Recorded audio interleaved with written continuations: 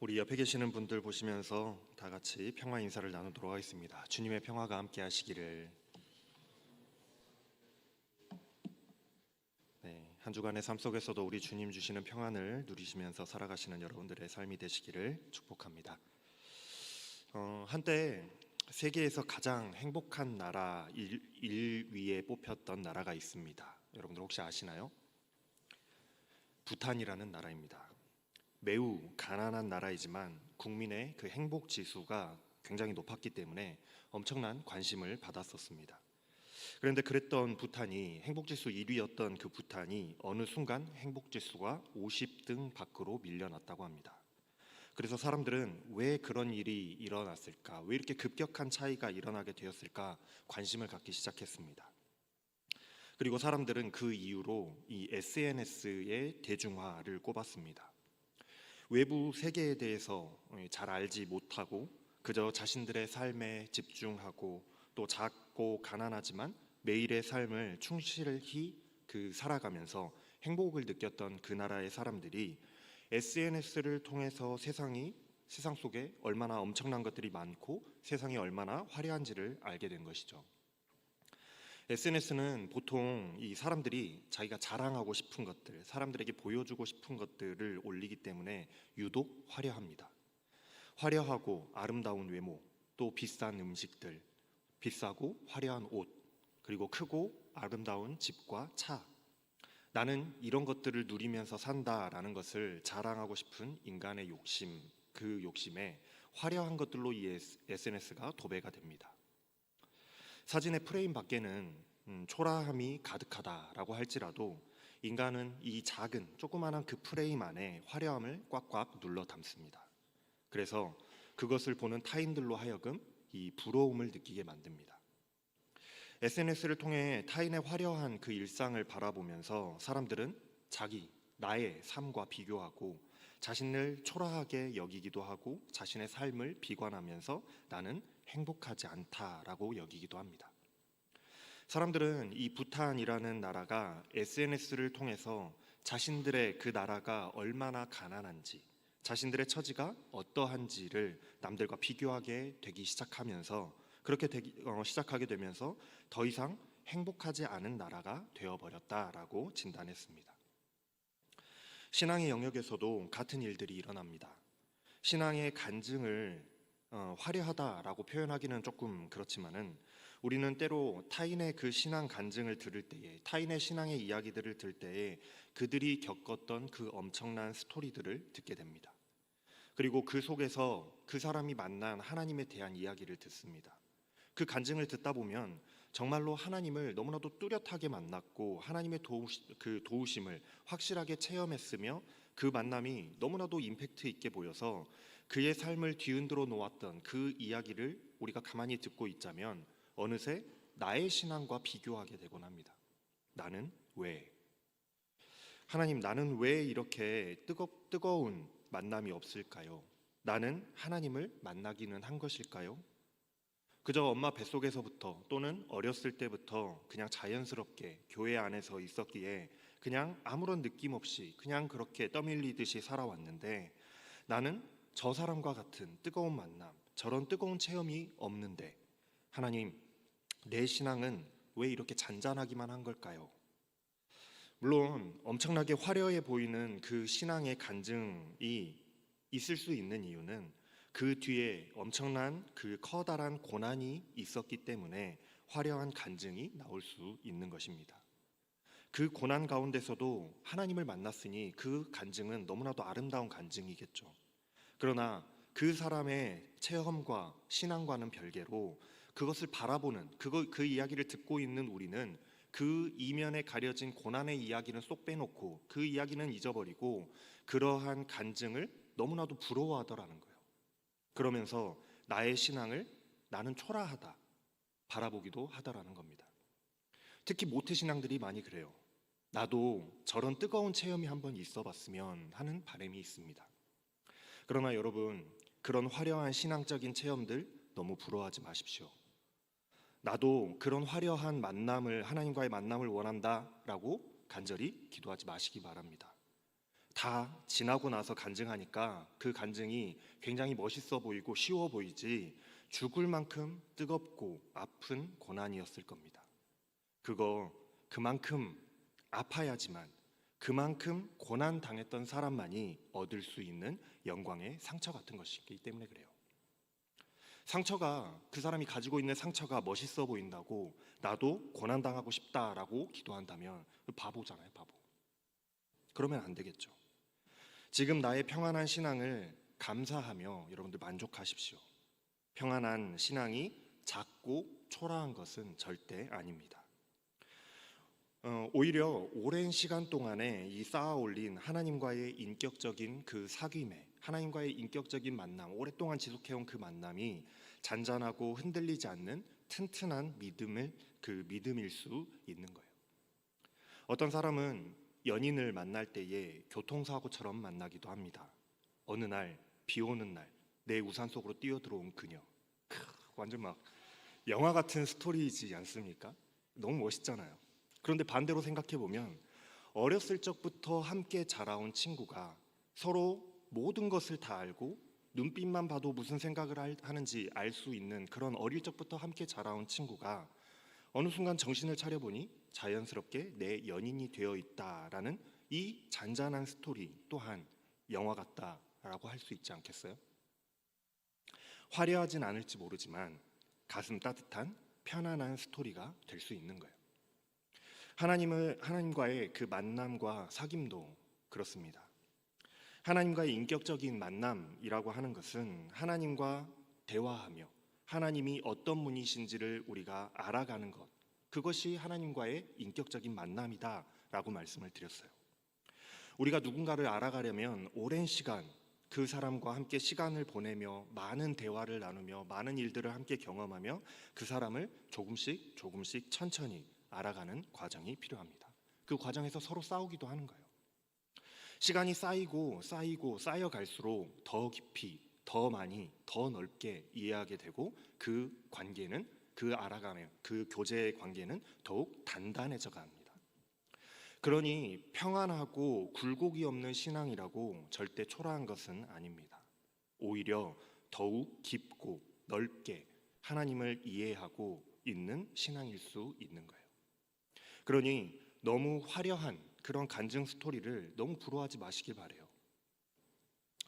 오늘 그 편지는 이 빌라델비아 교회에게 보내지는 편지입니다. 이 편지에서 그리스도는 거룩하고 진실하신 분으로 소개가 됩니다. 계속해서 교회들이 평가받는 기준은 두 가지였습니다. 증인의 역할을 하고 있는가, 순수한 신앙을 잘 지켰는가. 그러면서 그 모범으로 계속해서 그리스도의 모범이 제시가 되고 있어요. 계시록은 그리스도를 충성된 증인으로 묘사하고 있죠.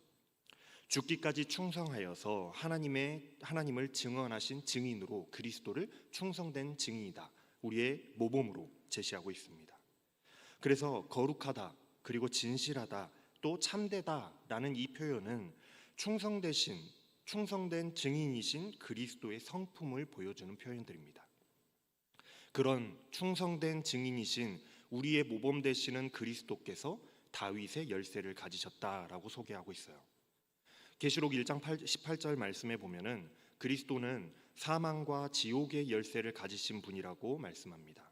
즉 그리스도께서 가지신 그 열쇠는 심판자로서의 역할을 의미하는 거예요. 또한 이 말씀은 이사야 22장 22절 말씀을 인용한 것입니다. 이사야서 22장 22절 말씀에 보면은 내가 또 다윗의 집의 열쇠를 그의 어깨에 두리니 그가 열면 닫을 자가 없겠고 닫으면 열 자가 없으리라. 오늘 이 7절의 말씀과 일치하죠. 이사야서의 이 말씀은 엘리야김이라는 국내 대신에게 주어진 말씀입니다. 당시에 셈나라고 하는 국내 대신이 있었는데 하나님께서 그 셈나라는 국내 대신에게 주어져 있던 그 권리를 빼앗아서 엘리야김에게 주시겠다라는 말씀을 하시는 과정에서 이 말씀이 나왔어요. 그러니까 다윗의 집의 열쇠라는 것은 이 셈나라고 하는 신하가 다윗의 나라의 모든 살림을 도맡아서 하는 중요한 관직을 맡은 사람이었는데 이 다윗의 집의 열쇠를 가진 사람이었는데 이제 그 열쇠를, 다윗의 집의 모든 것을 할 수 있는 그 열쇠를 뺏어다가 그 역할을 엘리야김에게 주리라는 의미의 말씀인 거죠. 그런데 이제 요한계시록에서는 그리스도께서, 셈나가 아니고 또 엘리야김이 아니고 그리스도께서 다윗의 열쇠를 가지셨다라고 말씀하고 있습니다. 즉 지금까지는 이 다윗의 집의 열쇠, 그러니까 이스라엘에게 주어졌던 구원으로 인도하는 그 역할이 그리스도께로 넘어갔다라는 것을 의미하는 거예요. 그리스도께서 그 열쇠를 가지셨다라는 거죠. 왜냐하면 이 편지의 내용에서 이제 뒤에 나오게 되겠지만은 이스라엘 사람들, 유대인들은 자신들은 참 이스라엘이고 이다라고 말하면서 그리스도인들을 핍박하는 상황에 처해 있었기 때문에 이 말씀을 하시는 거예요. 그러니까 구원의 열쇠를 그리스도께서 가지고 계시니 참으로 그리스도를 따르는 자들이 구원을 받게 될 것이다 라는 그런 말씀의 의미인 것입니다. 8절 말씀을 한번 볼까요? 오늘 말씀에서도 내가 네 행위를 안다 라고 말씀하십니다. 지난주 말씀에서도 똑같은 말씀이 나왔었죠. 지난주에 말씀드렸죠. 행위라고 하는 것은 신앙, 믿음을 의미한다고요. 내가 너희의 신앙과 너희의 믿음을 꿰뚫어 보고 있다라는 말씀인 겁니다. 내가 네 행위를 안다라는 말씀은 그런 말씀이에요. 그런데 오늘 이 빌라델비아 교회는 지난주 4대 교회와는 정반대로 그들의 행위가 칭찬을 받고 있습니다. 유일합니다. 7교회 중에서 유일하게 책망도 없고 조금 더 했으면 좋겠다라는 권면도 없습니다. 그래서 그리스도께서는 내가 네 앞에 열린 문을 두었다. 이것은 능히 닫을 사람이 없다라고 말씀하시는 거예요. 문이라고 하는 것은 구원의 통로를 말합니다. 천국 문을 열어놓으셨다라는 거예요. 이 빌라델비아 교회 사람들 앞에요. 그들의 행위가 천국에 들어갈 그럴 만한 자격이 있다라고 판단하셔서 빌라델비아 교회 앞에 그 문을 활짝, 천국 문을 활짝 열어주셨습니다. 언제든지 들어오라고요. 너희들은 들어갈 수 있다라고요. 그리고 생명책에 기록되면 지워지지 않는다라고 말씀하셨던 것과 같이 이 문을 닫을 사람이 없다라고 말씀하세요. 빌라델비아 교회는 이미 구원에 합당한 자격을 갖춘 사람들이다라는 것을 우리에게 말해주고 있습니다. 이렇게 칭찬을 하시면서 그들의 행위를 칭찬하시는데 한번 잘 보십시오. 뭐라고 칭찬하시는지. 네가 작은 능력을 가지고서도 내 말을 지키며 내 이름을 배반하지 아니하였도다라고 평가하십니다. 작은 능력이라고 평가하세요. 작은 능력. 이상하죠? 천국 문에 활짝 열려 있으면 큰 능력을 가지고 들어가야 될 텐데 작은 능력이라고 평가하십니다. 작은 능력이라는 것은 작은 힘, 작은 규모를 의미합니다. 크기가 작았다라는 거예요. 빌라델비아 교회는 화려하지 않았다라는 것을 의미합니다. 빌라델비아 교회는 다른 교회들에 비교해서, 다른 7교회들에 비교해서 규모가 작았고, 더불어서 규모가 작았기 때문에 더불어서 힘과 능력이 미약한 교회였던 것 같습니다. 남들이 보기에는 작고 초라해 보였을지 모르겠어요. 그러나 그들의 행위, 그들의 신앙은 절대로 초라하지 않았습니다. 규모는 작았을지 몰라도 내 말을 지키며 그리스도의 말을 지키며 내 이름을 모른다라고 배반하지 않았다라고 평가하세요. 거룩하고 참되신 그리스도의 모범을 따라서 충성된 증인의 삶을 충실하게 살았던 교회였던 겁니다. 교회의 크기가 중요하지 않습니다. 얼마나 아름다운 건물을 가졌는지가 중요하지 않습니다. 성도의 숫자가, 교회가 가진 자산의 숫자가 중요하지 않습니다. 사람의 많고 적음이 중요하지 않습니다. 비록 규모는 작다라고 할지라도, 그래서 그들의 영향력이 조그마한 것이라고, 작은 것이라고 할지라도 괜찮습니다. 우리 그리스도께서는 성도의 행위를 평가하실 때에 그들의 삶의 화려함과 규모와 능력을 보고 판단하지 않으세요. 그리스도를 증언하는 능력, 그리스도의 이름을 배반하지 않는 그 순결한 신앙, 거룩하고 진실한 충성된 믿음을 보시는 거예요. 그 믿음을 보시는 겁니다. 화려함보다는 그 신앙의 중심, 그 마음의 중심, 그 신앙의 담백함을 보시는 것입니다. 빌라델비아 교회는 비록 규모는 작고 초라했을지 모르지만 그 신앙만큼은 아주 담백한 교회였던 거예요. 주님은 이런 자들에게 구원의 문을 활짝 열어놓으셨다라고 말씀하십니다. 이런 자들이 구원을 받는 거예요. 빌라델비아 교회가 직면한 가장 커다란 문제는 황제 숭배의 문제보다도 이세벨의 거짓 가르침보다도 유대인들로부터 받는 핍박이었던 것 같습니다. 초대교회의 교부요 요한의 제자로 알려진 이그나티우스의 그 빌라델비아 교회에게 보내는 서신에 따르면은 빌라델비아 교회의 그 성도들과 유대인 사이에는 끊임없이 계속해서 분쟁이 있었던 것 같아요. 주로 당시의 유대인들은 굉장히 부유했습니다. 무역 조합과 또 제국 종교와 황제 숭배에 적극적으로 참여를 했기 때문에 거기에 대한 보상을 많이 누렸기 때문에 유대인들은 삶이 풍요로웠어요. 부유했습니다. 당연히 부유하기 때문에 그들의 영향력 또한 굉장히 컸겠죠.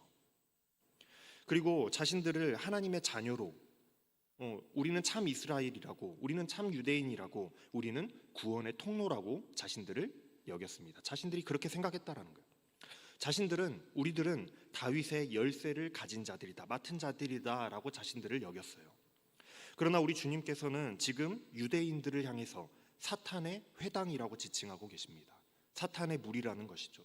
왜냐하면 이들은 자칭 유대인, 자칭 그리스도인, 자칭 하나님의 자녀요, 구원의 통로요, 다윗의 열쇠를 가진 자라고 자신들의 권리를 주장하고 있지만은 오히려 진짜 구원의 통로요, 다윗의 열쇠를 가지신 구원의 그 심판자가 되시는 그리스도를 부인하고 있고 그리스도를 믿는 자들을, 그리스도인들을 핍박하고 있었기 때문에 그래요. 그렇기 때문에 하나님께서는, 그리스도께서는 이 유대인들을 사탄의 회당이라고 말씀하시는 겁니다. 유대인들은 그리스도를 유대교의 이단이라고 했습니다. 거짓말쟁이들이라고 취급했어요. 하나님이 사랑하시는 구원자들을, 구원받을 자들을, 하나님이 사랑하시는 구원자를, 그리스도를 비난하고 핍박할 뿐만이 아니라 그리스도인들을 핍박하는 자들이니 이들이 사탄의 무리가 아니면 무엇이겠습니까? 그래서 주님께서는 자칭 유대인이라고 하는 그 거짓말쟁이들을 너희들의 이 빌라델비아 교회 손에 맡기겠다. 그래서 그들이 너의 발 앞에 엎드려 절하게 하고 하나님께서 교회를 얼마나 사랑하시는지, 그리스도를 따르는 그 그리스도인들을 얼마나 사랑하신다는 사실을 올바로 깨닫게 만들어 주겠다라고 말씀하시는 거예요. 유대인들이 그리스도인들을 핍박하는 그 핍박을 깨부셔 주시겠다라는 말씀인 겁니다. 10절 말씀입니다. 나의 인내하라는 말을 네가 지켰으니 온 세상에 닥쳐올 시험의 때를 면할 수 있도록 내가 너를 지켜주겠다 말씀하세요. 참고 견디며 인내하라는 주님의 말씀을 지키는 자들은 시험과 환난이 찾아온다라고 할지라도 주님이 지켜주신다라는 말씀입니다. 우리 주님께서 우리에게 늘 참아라, 견뎌라, 이겨내라 말씀하셔서 여러분들 서운하셨습니까? 맨날 하나님 참으라고만 하고 견디라고만 한다고 속이 터지셨나요? 매번 견디기 힘든 고난, 이겨내라고만 하시니 이걸 다 어찌 감당하나 막막하지 않으셨습니까? 우리가 참고 견디고 이겨내라는 이 주님의 말씀을 듣고 순종하여서 포기하거나 타협하지 아니하고 견디고 이겨나가면 우리 주님께서는 우리를 그냥 내버려 두지 않으시고 지키시고 보호하시며 우리에게 이겨낼 힘을 주십니다. 반드시 이겨내게 하세요. 절대로 혼자 두지 않으십니다. 시험이라고 하는 것은 주님 없이 세상을 버타며 살아가는 그런 사람들을 시험하기 위하여 내려지는 것입니다. 우리처럼 주님과 함께 걸어가는 인생들에게는 시험이 아니에요. 왜냐하면 그 모든 시험에서 주님께서 지켜주시리라는 약속을 하고 계시기 때문입니다. 그러니 우리는 시험을 시험처럼 여기지 아니하고 넉넉히 가볍게 이겨낼 수 있는 것입니다. 그러니 이 시험, 우리에게 닥쳐오는 그 고난과 시험들을 이겨낼 수 있는 방법이 무엇이겠습니까? 아이러니하게도 이 시험을 안 당하는 방법이 무엇이겠습니까? 인내하라는 그 주님의 말씀을 지키며 살아가는 것이 방법이 되는 거예요. 우리가 인내하고 주님의 말씀을 따라서 지키며 살아가면 오히려 우리를 지켜주시기 때문에 시험이 아니게 되는 겁니다. 11절 말씀에 이어집니다. 내가 속히 오리니 네가 가진 것을 굳게 잡아 아무도 네 면류관을 빼앗지 못하게 하라. 면류관을 빼앗지 못하게 하라라는 이 말씀은 천국의 입장권, 지난주에 말씀드렸던 천국의 입장권, 구원의 면류관을 빼앗지 못하도록 지키라는 말씀이에요. 그리스도께서 속히 오신다라는 말씀은 구원의 문을 열기도 하시고 또 닫기도 하시고 행위에 따라서 심판하시는 다윗의 열쇠를 가지신 그리스도께서 직접 오셔서 지켜주시겠다라는 약속입니다. 그러니 그때까지 네가 받은 그 구원, 너의 믿음과 너의 신앙을 인내하며 지키라는 말씀이에요. 충성된 증인으로서의 행위를 지키라는 말씀입니다. 어렸을 때 부모님이 집을 비우시고 홀로 집을 지켜야 하는 때가 있습니다. 저도 그랬겠지만 여러분들도 그런 때가 있었겠죠. 홀로 집을 지키는 것이 무섭고 두려워서 부모님께 전화를 걸어서 울먹이면서 아빠 언제 와? 라고 물어보면 아빠는 항상 이렇게 대답하십니다. 아빠 지금 가고 있어. 금방 갈게. 그 한마디가 어린아이에게 그 두려움의 시간을 이겨내고 버텨내는 희망과 용기가 되는 것과 같이 내가 속히 오리라는 그리스도의 말씀은 작은 힘을 다하여 인내하며 믿음을 지키며 하루하루 그 하루하루의 삶을 충성되이 살아가고 있는 모든 성도들에게 힘과 용기와 희망이 되어 시험을 이겨내게 하는 능력이 되는 것입니다. 주님의 말씀을 굳게 붙잡으며 인내하며 기다리면 임박한 지금 우리에게 닥쳐오는 시험과 환난에 처한 믿음의 사람들을 지키시기 위하여 우리 주님께서 곧 금방 오십니다. 절대로 시험이라고 하는 것은 피해가게 하시는 것이 아닙니다. 시험을 피해가게 하지는 않으세요. 그 시험을 견디고 이길 수 있도록 함께 하시며 지켜주시는 겁니다. 혼자 이겨내려고 하면 이겨낼 수 없었던 시험도 우리 주님과 함께라면 손쉽게 뛰어넘을 수 있는 시험이 됨을 의미해요. 우리의 능력은 비록 작고 초라하여서 정말 미약해 보일지 모릅니다. 우리의 능력은 그래요. 그래서 하나님의 도우심과 보호하심이 없이는 이 시험들을 이겨낼 수 없어요. 그러나 하나님을 향한 그 믿음과 신뢰를 가지고 충성된 증인으로서 우리가 하루하루를 살아가는 소소하고 담백한 그 믿음의 열심이 우리에게 있다면 우리 주님은 반드시 오셔서 지켜주시며 그 시험을 넘어가게 하여 주실 것입니다. 이처럼 이기는 자에게는 상이 있다라고 약속하고 계시죠. 이기는 자는 내 하나님의 성전의 기둥이 되게 하리라. 그는 다시는 성전을 떠나지 않을 것이다. 내 하나님의 이름과 하나님의 성, 곧 하늘에서 내 하나님께로부터 내려오는 새 예루살렘의 이름과 나의 새 이름을 그 사람 위에 기록하리라. 약속된 상은 항상 같습니다. 모든 7교회에게 주어지는 상이 모두 같아요. 이기는 자는 구원을 얻을 것이다. 천국에 들어갈 것이다. 그런데 빌라델비아 교회에게 주어지는 상은 좀 특별합니다. 이기는 자는 내 하나님의 성전의 기둥이 되게 하리라. 우리는 종종 천국을 다녀왔다라고 간증하는 사람들의 간증을 듣곤 합니다. 여러분들도 들어보셨을지 모르겠어요. 그런데 그들의 그 천국을 다녀온, 그 천국을 봤던 그 사람들의 묘사에 공통점이 한 가지가 있습니다. 천국에는 각자의 집이 있더라는 거예요. 이 땅에서 집을 가질지 못 가질지 모르겠지만 천국에는 집이 있답니다. 집이 있더라는 거예요. 이 땅에서 살 동안에 어떠한 신앙을 가졌었는지, 하늘에 어떠한 상급을 내가 차곡차곡 쌓았는지에 따라서 천국의 집이 달라지더라는 간증을 우리는 종종 듣게 됩니다. 어떤 사람은 그냥 집, 또 어떤 사람은 황금으로 지어진 집, 또 어떤 사람은 다이아몬드로 지어진 집, 그런 집들이 각자 다양하게 있더라는 거예요. 아마 여러분들 그런 간증 들어보셨죠? 여러분들의 집은 어떤 집일지 참 궁금합니다. 제 집이 어떤 집일지도 참 궁금해요. 저도 천국을 보고 온 것은 아니라서 이 간증이 맞는 것인지 틀린 것인지는 알 길이 없습니다. 그런데 천국을 다녀온, 경험한, 체험한 사람들의 간증의 공통점들을 우리가 생각해 봤을 때에 천국에서 가장 좋은 집은 그럼 어떤 집일까라는 궁금증이 듭니다. 천국에서 가장 좋은 집은 무엇으로 지어진 집일까요? 여러분들 생각해 보셨어요? 천국에서 가장 좋은 집은 누구 집일까? 제 집일 것 같지 않습니까? 아닌 것 같아요? 천국에서 가장 좋은 집은 하나님의 궁전 아닐까요? 한 나라의 왕의 집보다 더 좋은 집이 그 나라 안에 있을 수 있겠습니까? 그런데 오늘 빌라델비아 교회에게 말씀하시는 상급은 이기는 자는 하나님의 집의 기둥이 들보가 되게 해주시겠다라고 말씀하세요. 좀 풀어서 설명해 보면 하나님 나라의 기둥과 같이 하나님의 집을 떠받치는 그런 존귀한 존재가 되게 해주시겠다라는 약속이라고 우리가 이해할 수 있겠습니다. 어디 그뿐일까요? 그 성전에서 떠나지 않게 하시겠다라고 약속하는 말씀을 주십니다. 단순히 천국에 가서 사는 것을 넘어서 하나님의 집에서, 하나님의 성전 안에서 떠나지 않게 해주시겠다는 거예요. 하나님의 집에서 너를 살게 해줄게 하시는 말씀인 겁니다.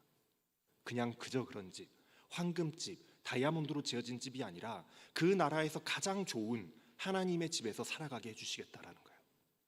천국에 수많은 집이 있다면 그 집 중에서도 하나님의 집에서 하나님과 함께 매일의 삶을 함께 살아갈 수 있다라고 한다면 그것보다 더 큰 영광이 어디 있겠습니까? 그리고 또 이기는 사람에게는 세 가지 이름이 새겨집니다. 첫째는 하나님의 이름, 하나님의 사람이라는 것이겠죠. 이건 내 거야라는 걸 거예요. 둘째는 하나님의 나라, 새 예루살렘의 이름입니다. 그 나라의 하나님의 나라의 백성이라는 의미겠죠. 셋째는 그리스도의 새 이름, 그리스도의 사람이라는 의미일 겁니다. 이 새 이름이 한 사람에게, 한 영혼에게 새겨지는 거예요. 이것이 사람에게 주어지는 칭호요, 상이요, 훈장이라고 한다면, 내가 받게 될 훈장이라고 한다면 세상에 이것보다 더 화려한 훈장이 있겠습니까? 사랑하는 여러분, 빌라델비아 교회는 비록 작고 연약한 교회였습니다. 규모도 작았고요, 사람의 수도 적었고, 그래서 세상에 나타낼 수 있는 영향력도 굉장히 작았습니다. 이 땅의 눈과 기준으로 바라봤을 때에는 작고 초라한 모습이었을지 몰라요. 그러나 그들은 매일 같은 쏟아지는 그 핍박과 또 유혹 속에서도 인내하라라는 그 주님의 명령을 기억하며 충성된 증인으로서의 삶을 묵묵히 살아내는, 걸어가는 하루하루를 살아갔습니다. 타협하지 아니하고 굴복하지도 아니하므로 주님의 말씀을 지키며 주님의 이름을 증언하며 살아갔어요. 묵묵히 말입니다. 비록 그들의 신앙은 화려하지는 않았지만 절대로 초라하지 않았습니다. 그들의 신앙은 주와 함께 동행하는 매일의 삶의 행복을 느끼는 순수하고 담백한 신앙이었던 거예요. 우리 주님은 이러한 자들을 사랑하십니다. 매일의 삶 속에서 묵묵히 주와 동행하는 자들. 그래서 매일매일 주어진 삶 속에서 주님을 증언하며 담담히 그 신앙을 지켜나가는 자들. 비록 이 땅에서의 삶은 화려하지 않을지도 모르지만 이들에게 약속된 하늘에서의 삶은 세상의 그 어떤 것보다도, 그 어떤 신앙인이 받을 그 상보다도 더없이 화려하고 아름다운 상이 약속되어져 있어요. 하나님의 성전의 기둥이 되는 것, 하나님의 집이 나의 집이 되는 일, 하나님의 이름과 하나님의 나라의 이름과 그리스도의 이름이 새겨진 그 훈장이 준비되어 있는 것입니다. 사랑하는 여러분, 화려하지 않아도 좋습니다. 자랑할 만한 이야기, 자랑할 만한 업적이 없어도 좋습니다. 매일의 삶 속에서 우리 주님께서 명령하신 그 말씀을 지키며 묵묵히 살아가는 삶, 환난과 핍박 속에서도 흔들림이 없이 주님의 이름을 모른다, 부인하지 않는 그런 삶, 그것이면 충분합니다. 그러한 평범하고 담백한 그 신앙이 쌓이고 또 쌓여서 주님께 칭찬받는 견고한 신앙을 만들어가는 거예요.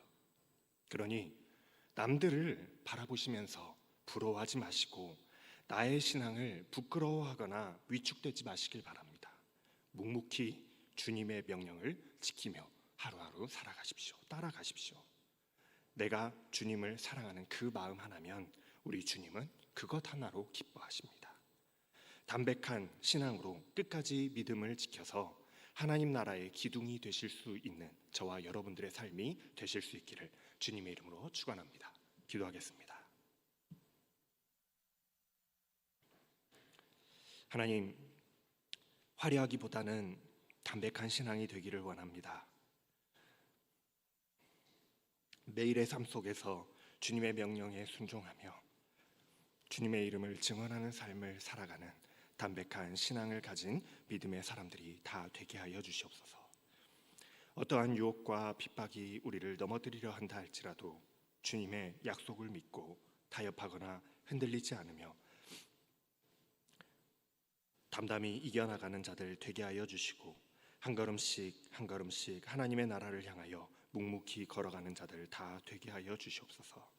그렇게 이기는 자들 다 되게 하여 주셔서 하나님의 성전의 기둥들이 되게 하시며 하나님의 집에 함께 거하는 자들 다 되게 하여 주시옵소서. 감사를 드리며 우리 주 예수 그리스도의 이름으로 기도합니다. 아멘.